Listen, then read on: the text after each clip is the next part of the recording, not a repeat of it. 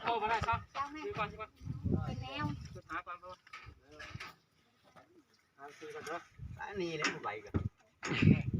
เขามันคันยกมันได้พ่อจะได้เอามาตีนะจักบุชิคุดไปเขาในเป็นห้างกระสอบเชียวห้างกระสอบเรียนนี่ลิกระสอบที่แกบขี้ดินนี่แหละใช่ขี้ดินนี่เหยียบทั้งชุดนี่ใจเนาะความสูงกลางว่าเนาะเงินตายเงิน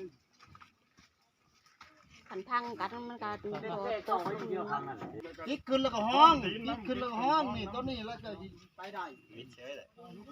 วิเชยก็ยังเทียงอยู่ได้เอาไม้มาใส่ดิก็มันขึ้นเทียงเขายังมันเอาไม้ห้องเลยเวลาเขาปล่อยที่รถมันโยกลงเหยียบดินเลยดินลุกลงอันนี้เจ้าไปแบบนี้เจ้าก็บ่กล้าว่าเนี่ยเอามันปักยาวหนึ่งเพื่อจะชีวิตอันนั้นบ่ได้ง่ายๆนะจะเอาไปแนวใดเจ้าใหม่ห้องตัวนี้เจ้ามามื้นดูค่าตัวนี้อีกตัดลงมดโหลดพุ่มมานะมาถมนี่น่ะถมห้องอันนี้เลาะไปจะจังสิได้เคยเลยเนาะบัดตีนมันบัดหายขี้ดินกันคุดเอาน้ำคล้องมาเนี่ย